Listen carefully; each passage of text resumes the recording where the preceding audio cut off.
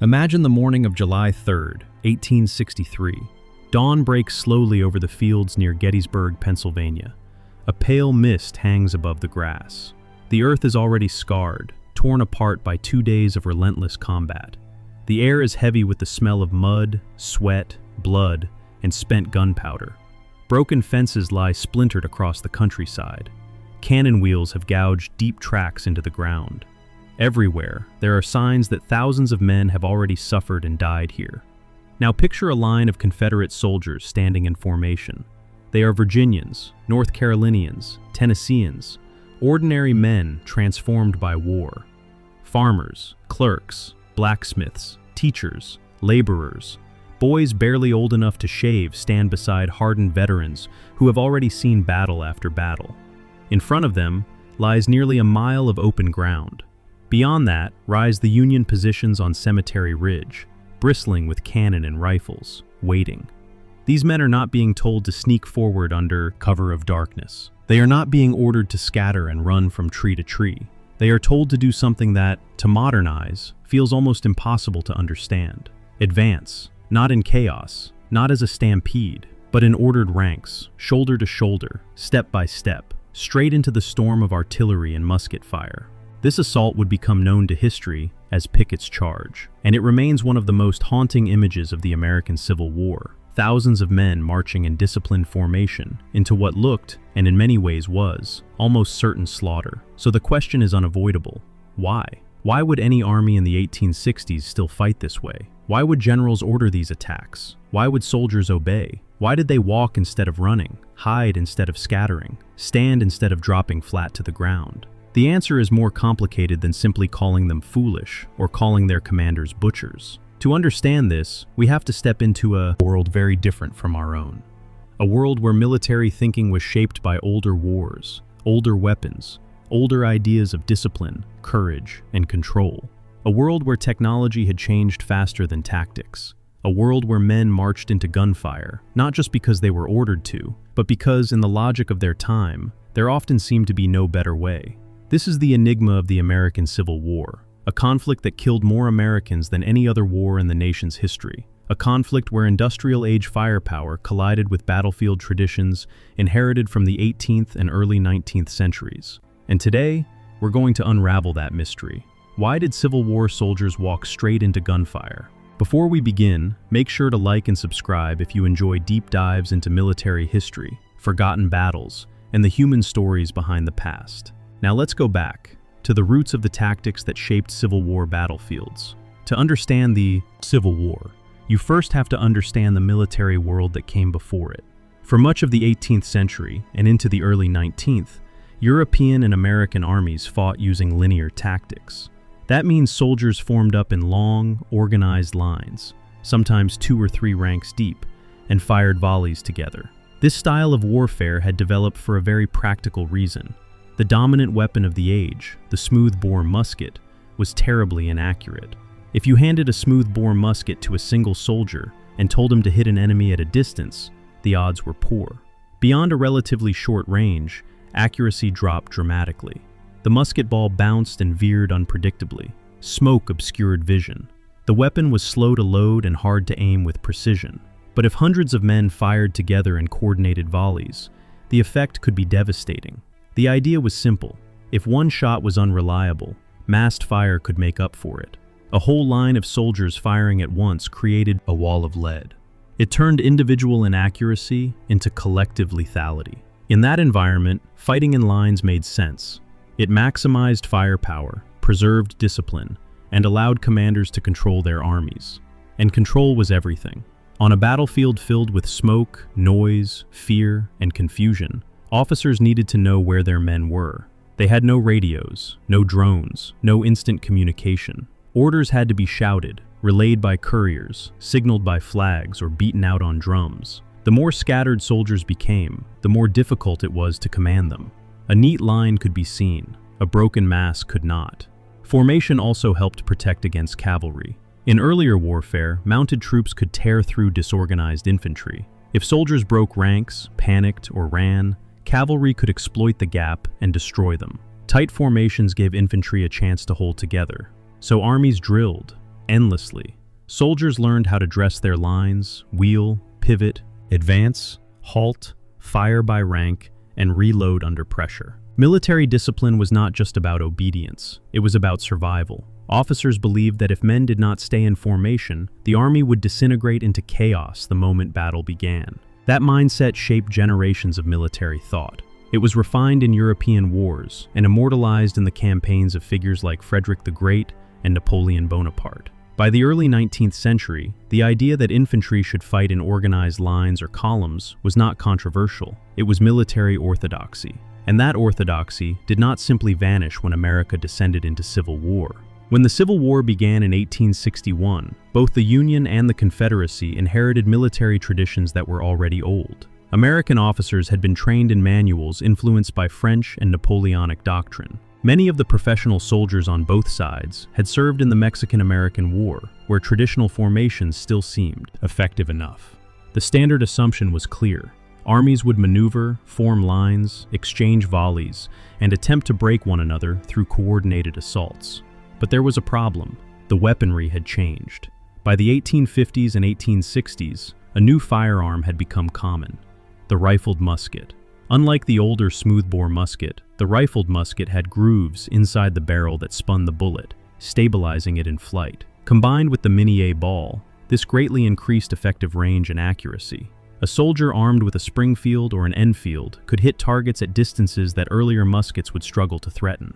In theory, this changed everything. If defenders could now kill attackers from much farther away, then marching in dense formations across open ground should have become suicidal. And in many cases, it did. So why didn't tactics change overnight? Because military institutions are rarely transformed in an instant. Armies do not abandon generations of doctrine simply because technology improves. Officers fall back on what they know. Training systems lag behind innovation. Soldiers are taught according to existing manuals, and in the chaos of war, commanders often rely on familiar methods, even when those methods are becoming disastrously expensive. There was also a crucial practical issue. The Civil War armies were not made up mostly of lifelong professionals.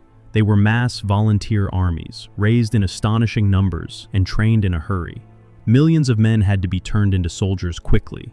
Teaching them to fight in neat formations was already difficult enough. Training them in flexible, modern small unit tactics, under battlefield conditions they barely understood, was even harder. In other words, armies used line tactics partly because they were outdated, but also because they were the only system both sides knew how to implement on such a vast scale. And despite the rifled musket's theoretical advantages, battlefield reality was messy. Smoke often reduced visibility. Terrain was uneven, wooded, hilly, or broken by fences and farm structures. Many soldiers fired too high under stress. Some barely aimed at all. Others reloaded frantically and shot without clear targets. So although rifles were deadlier than the weapons of earlier wars, they did not instantly produce modern-style combat. The result was a tragic in-between era. Tactics from the past colliding with firepower from the future. That collision is one of the central horrors of the Civil War. Now we come to the most human part of the story. Even if generals believed in old tactics, why did ordinary soldiers go along with them? Why didn't they simply scatter, run for cover, or refuse? The first answer is psychology. A line of battle did not just organize men physically, it organized them emotionally. Standing shoulder to shoulder with comrades created a sense of belonging and mutual obligation. A soldier alone was vulnerable to fear. A soldier in formation was part of something larger than himself. He could borrow courage from the man beside him. Fear, after all, is contagious, but so is resolve. In battle, men often did not fight primarily for abstract causes, however deeply they believed in them. Many fought for the people next to them, for their regiment, for their company, for hometown friends, for pride, for reputation, for the unbearable fear of being seen as the one who broke.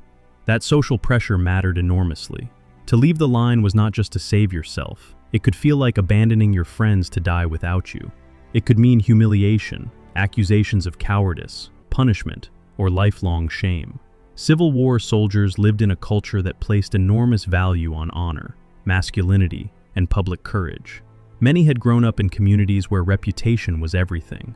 To fail under fire was not simply personal weakness, it could stain your name. There was also discipline, sometimes formal, sometimes informal. Officers could threaten punishment, but often the stronger force was the silent judgment of fellow soldiers. Men kept moving because everyone around them was moving. They did what the line did. And there was one more factor: confusion. Modern audiences often imagine battle as clear and rational. If bullets are coming from ahead, you drop down, spread out, find cover. But Civil War battlefields were full of smoke, noise, shouted orders, and limited visibility. Soldiers did not always know where the fire was coming from, how bad it was, or whether stopping in the open would be safer than continuing. Once momentum began, many simply followed the order and the pace of the formation because improvisation under those conditions was terrifying. So in the line, a man was afraid. Outside the line, he was alone. And for many, that felt worse. The next reason formations persisted was command and control. Today, commanders can communicate instantly across vast distances. During the Civil War, they could not. A general had to rely on couriers riding horseback, staff officers carrying verbal orders, signal flags, bugle calls, and pure visual observation. That meant the battlefield had to remain, at least in theory, legible. A tightly formed brigade or division could be seen. Its position could be estimated. Its movement could be coordinated with neighboring units. Artillery support could be planned around it. Reserve formations could be sent to reinforce it. If the unit dissolved into a swarm of individual soldiers using cover as they saw fit, command became much more difficult. That is not to say skirmishing did not exist. It absolutely did. Civil War armies used skirmishers, men spread out ahead of the main line to harass the enemy, probe defenses, and disrupt formations. But skirmishing was usually considered a supporting action, not the main way to deliver a decisive blow. Why? Because commanders still believed victory required concentration. To win, you often had to mass men at a critical point, strike the enemy line, and break it.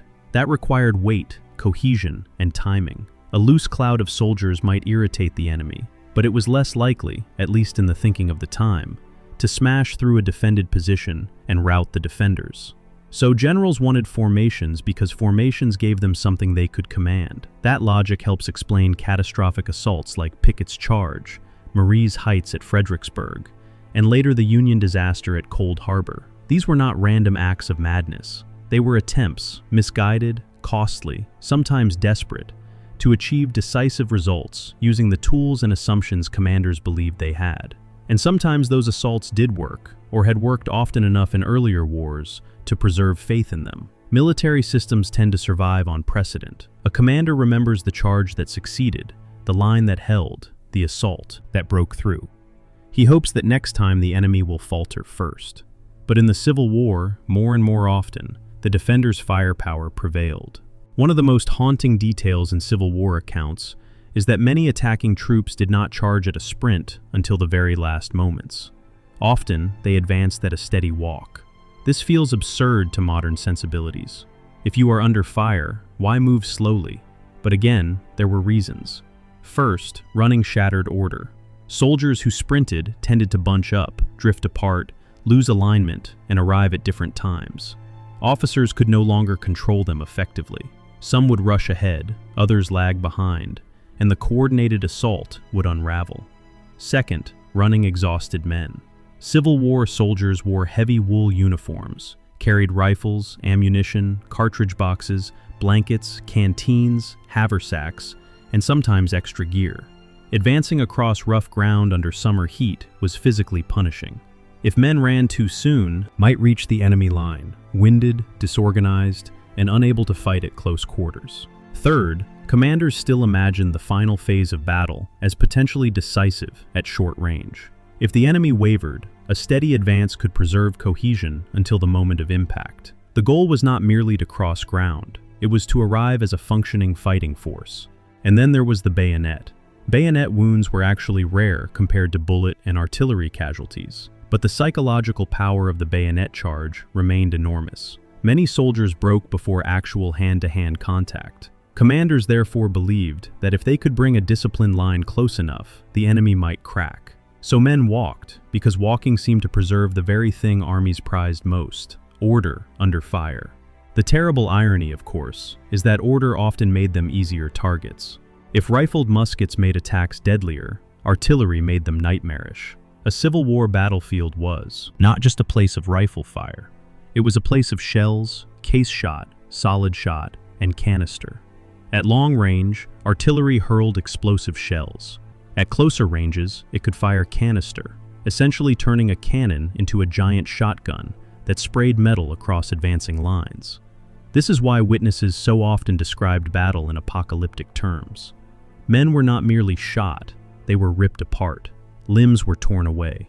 Bodies were mangled beyond recognition. Entire ranks could vanish in moments under concentrated artillery fire. At Fredericksburg, in December 1862, Union troops repeatedly assaulted Confederate positions on Marye's Heights, where Southern defenders held a sunken road behind a stone wall. The attackers had to cross open ground under artillery and rifle fire. Again and again, they were cut down. Brigade after brigade moved forward and collapsed. The slaughter was so one-sided that later generations would remember it as one of the clearest examples of futile frontal assault in the war. And yet similar attacks happened elsewhere too, because each commander believed or hoped that persistence, timing, morale, or mass might succeed where previous attempts had failed. That is the brutal logic of attritional warfare. Perhaps the next wave will break through. For the men on the ground, though, the experience was less about strategy than survival. Survivors spoke of bullets sounding like angry swarms, of shells shrieking overhead, of men dropping mid-step as if strings had been cut. In such moments, the line became a machine that kept moving, because individuals within it often had no emotional room left for independent thought. The formation itself carried them forward. No event captures this better than Pickett's charge. By July 3, 1863, the Battle of Gettysburg had already raged for 2 bloody days. Confederate General Robert E. Lee, convinced that the Union center on Cemetery Ridge could be broken, ordered a massive assault. Around 12,000 to 15,000 Confederate troops would advance across open terrain toward the heart of the Union position. Before the infantry moved, Confederate artillery opened a massive bombardment. The idea was to weaken Union defenses, silence their guns, and prepare the way for the assault. But the bombardment was less effective than Lee hoped. Some shells overshot, some Union guns held back fire to conserve ammunition and create the impression they had been knocked out. Then came the advance. The Confederate lines stepped out from the woods and began crossing the fields. At first, from a distance, the movement had an eerie grandeur. Lines dressed carefully, battle flags fluttering, officers on horseback, sunlight catching on gun barrels. It looked like the old warfare manuals had come to life. Then the Union guns opened. Artillery tore gaps in the gray ranks. Men fell, but the line kept coming. Units had to wheel around fences, close ranks after each impact, and continue under fire that grew deadlier with every yard. When they came within range of Union rifles and canister, the slaughter intensified. Still they advanced. Some reached the stone wall near what became known as the Angle. A brief, savage struggle followed. For a few minutes, Confederate soldiers pierced the Union line in what is sometimes called the high water mark of the Confederacy. But they could not hold it. The attack collapsed. Survivors staggered back across the same open ground they had crossed moments earlier in hope. Pickett's charge failed. The Confederacy would never again come so close to forcing a decisive victory in the North. Militarily, politically, and psychologically, Gettysburg marked a turning point. But Pickett's charge also became something else. A symbol of the Civil War's terrible contradiction. It showed courage beyond dispute. It showed discipline beyond doubt. And it showed, with awful clarity, how such courage and discipline could be consumed by modern firepower. Yes, but slowly, unevenly, and never completely. As the war continued, both sides learned hard lessons. Soldiers took advantage of fences, woods, depressions in the ground, and any available cover. Skirmish lines became more common. Entrenchments appeared more often. By the final campaigns, especially around Petersburg, armies dug elaborate defensive works that foreshadowed the trench systems of World War I. Why the change? Because repeated experience taught that exposed troops died. Simple as that. The Overland Campaign of 1864, the Wilderness, Spotsylvania, Cold Harbor, showed again and again how lethal entrenched defenders could be. At Cold Harbor, Union troops advancing against fortified Confederate positions were cut down so quickly that the battle became synonymous with futile sacrifice. Some men reportedly pinned their names to their uniforms beforehand, fearing their bodies would be unrecognizable. By then, the old dream of Napoleonic-style decisive assault was dying hard. And yet, even late in the war, lines still mattered. Troops still formed for attack. Officers still sought cohesion. The battlefield was evolving, but it had not yet become fully modern. Civil War tactics existed in a transition zone, half old world, half new. That transitional nature is what makes the war so haunting. It was not simply archaic, and it was not yet modern. It was something in between, and that in between cost hundreds of thousands of lives. This is one of the most debated questions in Civil War history. It is easy, understandably easy, to look back and condemn commanders for sending men into fire. And certainly, some decisions were reckless, stubborn, or disastrously optimistic. Some assaults should never have been ordered. Some generals underestimated defensive firepower or overestimated the morale of their own troops. Personal pride, political pressure, bad intelligence, and overconfidence all played roles. But calling every general a butcher oversimplifies the problem. Lee, Grant, Burnside, Hooker, Meade, Johnston, Sherman, these men were operating under immense constraints. They lacked modern communications. They commanded huge citizen armies. They faced political pressure from governments demanding results. They inherited tactical systems that had not yet been fully discredited. And above all, they believed that wars were won not by avoiding losses, but by destroying the enemy's ability to continue. Sometimes that required attack. A general who never attacked could not win a war. He could only prolong it. So commanders gambled. They looked for weak points. They tried to coordinate artillery and infantry. They hoped morale, momentum, and numbers would overcome firepower. Sometimes they succeeded. Often, they paid in blood. Grant, for example, has long been criticized for accepting enormous casualties. Yet Grant understood something crucial. The Union could replace losses more effectively than the Confederacy. His relentless offensives, however costly, put pressure on a Southern war machine with fewer men and fewer resources. In that sense, the terrible arithmetic of his campaigns was part of a larger strategic logic. That does not make the suffering less awful. But it does remind us that generals were not fighting history with the benefit of hindsight. They were fighting in real time, with incomplete information, under crushing pressure, using the doctrines available to them. And sometimes, horribly, those doctrines failed. Statistics can numb us. Hundreds of thousands dead, countless wounded, families shattered, communities emptied. But behind every formation was a person. A boy writing home before his first battle. A father carrying a photograph of his wife. A drummer too young to vote. A sergeant trying not to tremble. A nurse waiting at a field hospital. A surgeon standing over an operating table slick with blood. A mother opening a letter that begins with the words every family dreaded.